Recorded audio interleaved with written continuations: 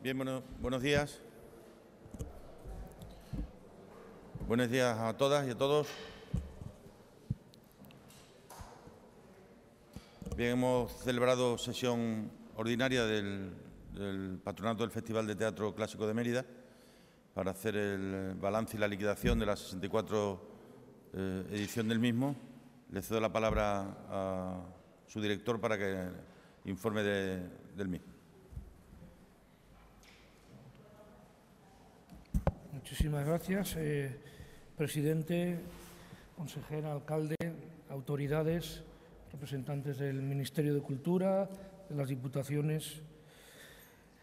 Buenos días a todas y a todos. Gracias por acompañarnos esta mañana para presentar el balance final del Festival Internacional de Teatro Clásico de Mérida, que acabamos de presentar al Consejo Rector y que empezamos con el dato económico.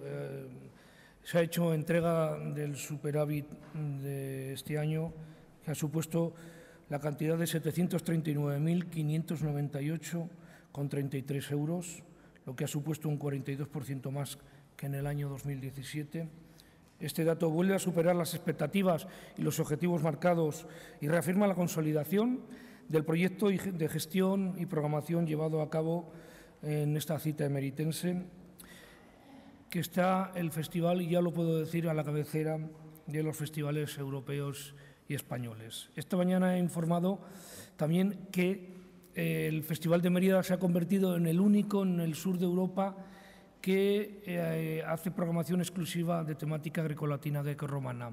Había otros festivales que lo hacían y desde este año esos festivales han dejado de tener esa obligación, por así decirlo, y programan espectáculos de todo tipo. ¿Cuál es la razón por la que han tomado esa decisión? Porque en el mercado no hay espectáculos de temática grecolatina que se puedan contratar. Hay que producirlos como se produce en el Festival de Mérida.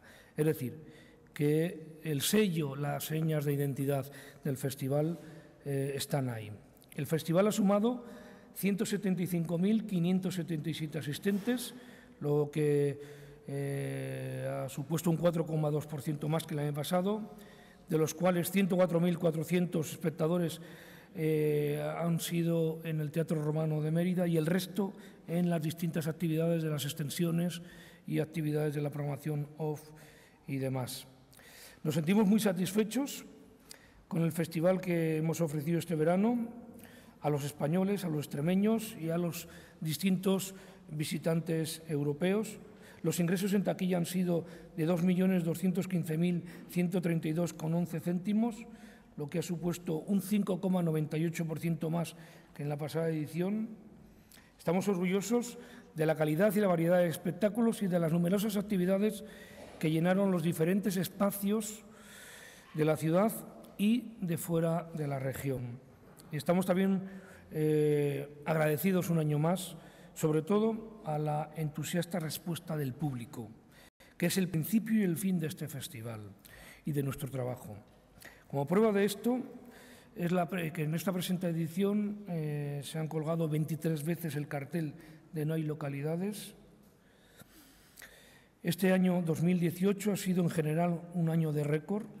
El incremento de visitantes y su presencia en la ciudad durante la festividad del 15 de agosto superó en un 23% el registro del 2017, con una ocupación hotelera del 100%, corroborando que el festival y los atractivos turísticos y culturales de la ciudad extremeña, de la capital extremeña, se benefician mutuamente en su convivencia durante los meses de julio y agosto. Como es habitual, se han programado distintos espectáculos, que ya he dicho, en las distintas extensiones, que en la nota de prensa tenéis los números de espectadores y demás, y de todos estos espectáculos que asistieron a las funciones de los 4 espacios, Teatro Romano de Mérida, Medellín, Caparra, Regina y la extensión del festival en Tarragona.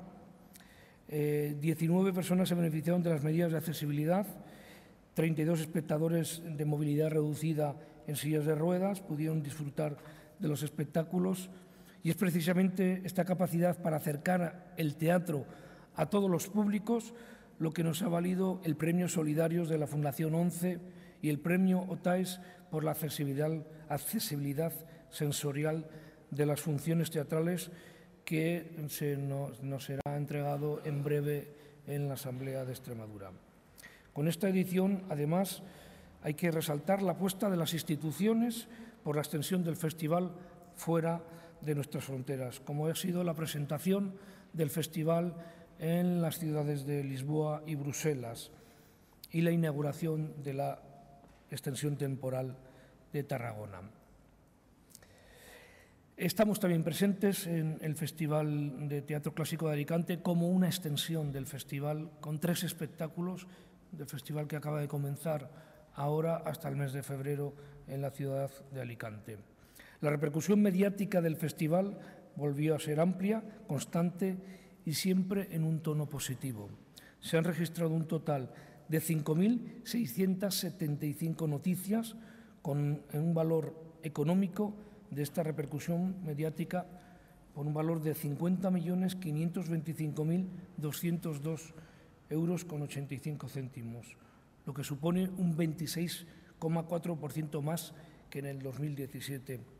Algunas personas me preguntan que cómo sacamos estos datos. Estos datos están a disposición de los medios de comunicación, si queréis, porque la empresa Kantar Media y la empresa EPS son 2 empresas las que hacen el seguimiento de las noticias que genera el festival.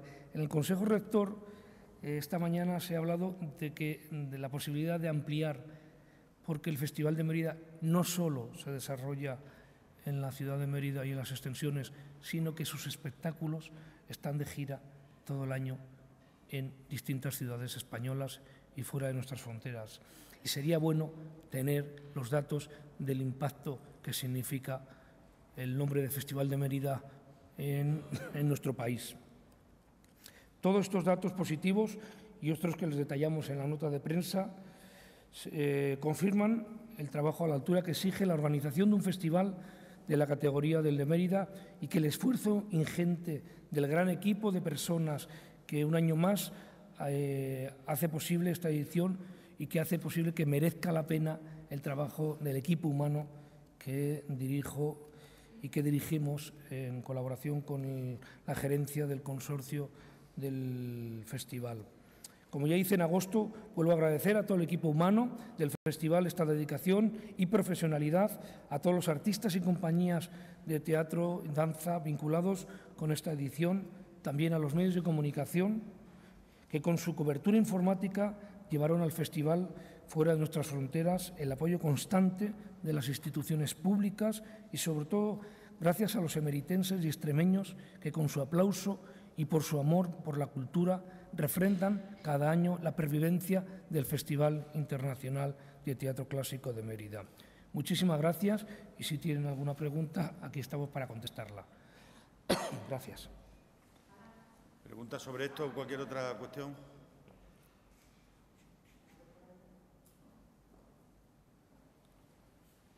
Buenos días.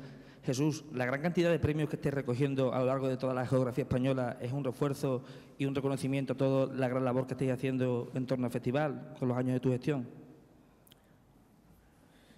Bueno, en primer lugar, cuando uno recibe premios en nombre de un festival como este, pues lo primero que hay que hacer es agradecer a todas las gentes que han pensado en que el festival se merece estos reconocimientos. Hay que agradecer y, bueno, seguiremos trabajando. Algunos datos que también tenéis en la nota de prensa que yo creo que es importante destacar, que a mí me obsesiona en cada edición, es la edad media de los espectadores que vienen al festival. Este año volvemos a tener la media que hemos mantenido estos años, y la edad media del espectador está en 45 años, siendo el grupo más numeroso el de 45 a 54, cuando en otras ocasiones estaba de 50 a 65 años, es decir, que vamos bajando, y el público joven que va de 18 a 35 años también está viniendo al teatro. No viene con la intensidad que a mí me gustaría, como otro público que en vez de comprar 1 o 2 entradas compran 3 y 4 entradas, ese público, pero sí es interesante que ese público joven de alguna manera se le capta para poder presenciar representaciones de temática grecolatina y grecorromana. ¿Más cosas?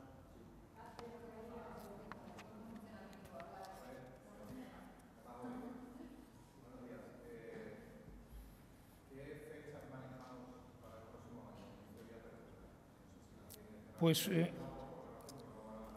en principio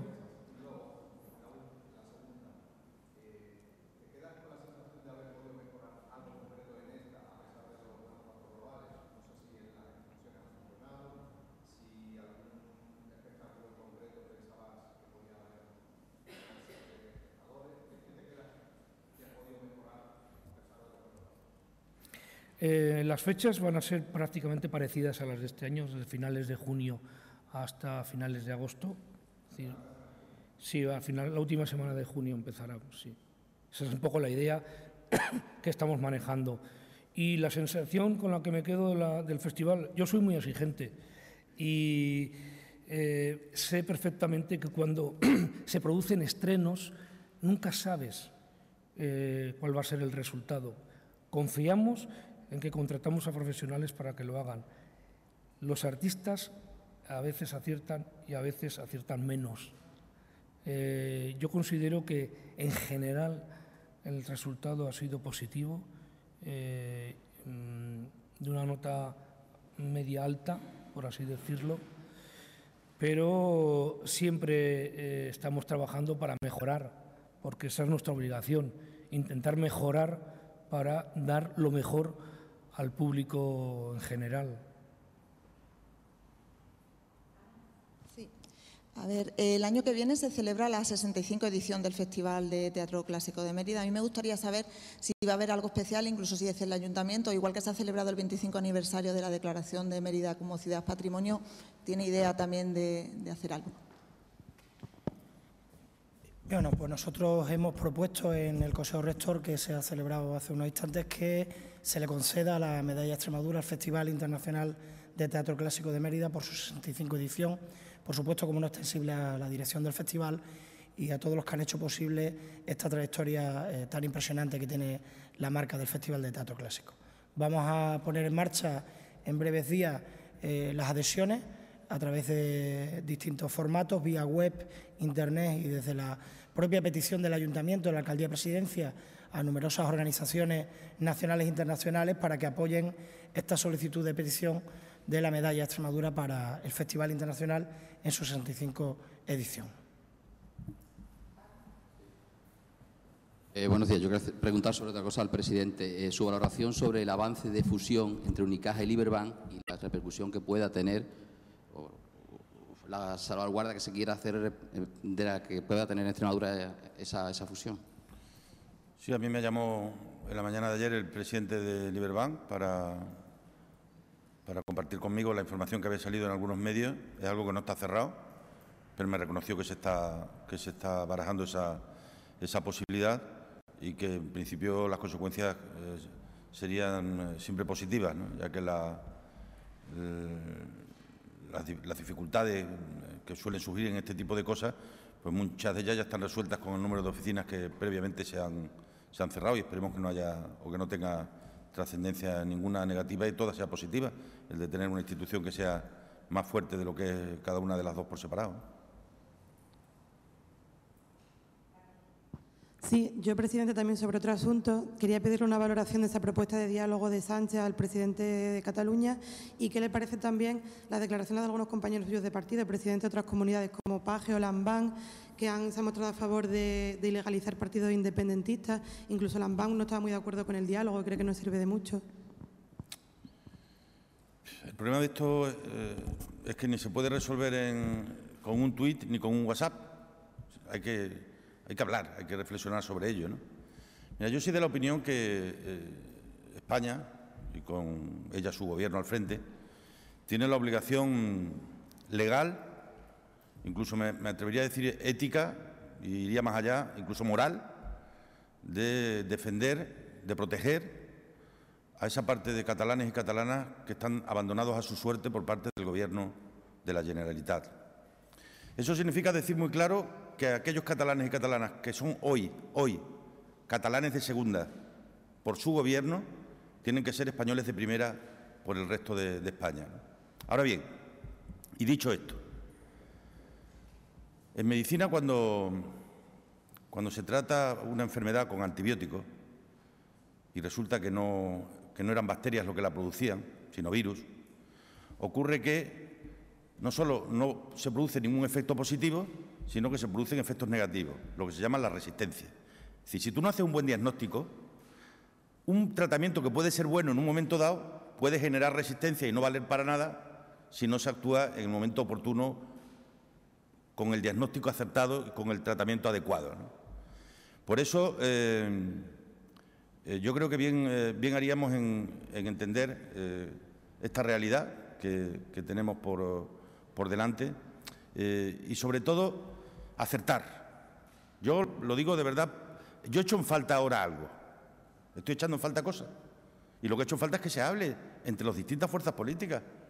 El 155 no puede ser una medida para tirársela a la cara unos a otros. Tiene que ser una medida para hablar sobre ella. Y si puede ser con discreción, como se hizo en la ocasión anterior. Si puede ser con discreción, como se hizo en la ocasión anterior. Es una cosa que no se anuncia, sino que se aprueba. Y es una cosa que no se manosea, es una decisión que no se juega con ella, sino que sencillamente se decide en el momento oportuno, cuando esté indicado porque el diagnóstico se cumple. Y termino. Lo peor que le puede ocurrir a nuestro país, a nuestra querida patria, en la situación actual, lo peor que nos podría ocurrir sería que las decisiones que se aborden sean anuladas por tribunales europeos o tribunales de derechos humanos. Lo peor. Por tanto, yo entiendo que la ciudadanía tenga sus anhelos y sus aspiraciones de decisiones, pero tenemos que entender que las decisiones tienen que ir bien fundamentadas y en momentos justificados. Y eso es, permitirme que os lo diga, incompatible con que los políticos nos pronunciemos como si no lo fuéramos. Yo tengo una obligación respecto de la gente a la que represento, que no es decirle todos los días lo que más le guste oír en ese momento, sino lo que en cada momento creemos necesario decir. Y se nos debe suponer un ejercicio de responsabilidad.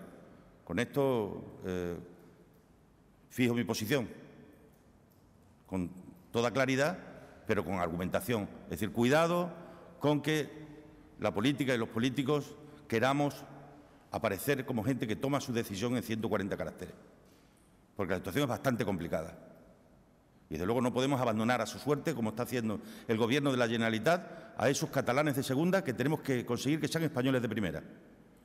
Pero las decisiones habrá que irlas tomando en el momento adecuado, previa deliberación, debate, discusión entre las fuerzas políticas. Y eso es lo que yo estoy echando en falta. Veo mucho postureo y poco diálogo. Y yo creo que eso es necesario que sea así para conseguir, al final, que la decisión que se tome, cuando se tome, sea realmente efectiva. Porque podemos cada uno arrimar el ascua a nuestra sardina para ganar las próximas elecciones. Pero podemos estar perdiendo el futuro de nuestro país, el futuro de nuestra patria. Algunos, por intentar ganar elecciones, puede ser que hagan que perdamos el futuro de la patria. Eso es lo que yo creo que no se debe, bajo ningún concepto, permitir, ¿no?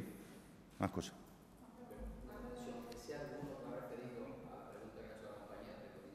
No, es que no me gusta singularizar. Sencillamente creo que en estos momentos hay que elegir muy bien los momentos. Hay que elegir muy bien los momentos y elegir muy bien las palabras y elegir muy bien las decisiones. Yo creo que nadie duda de que en el momento que se traspase determinadas líneas se va a actuar, pero hay que pactar cuando consideramos que se están atravesando esas líneas.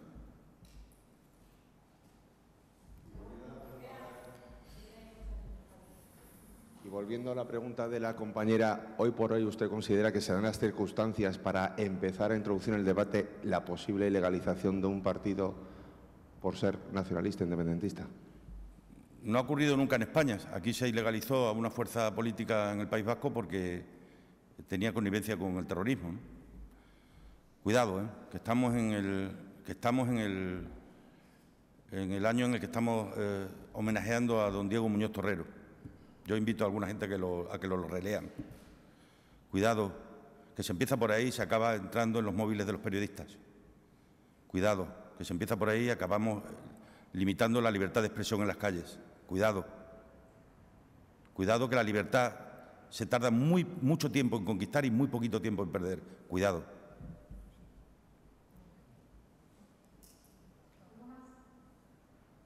¿Vale? Muy bien.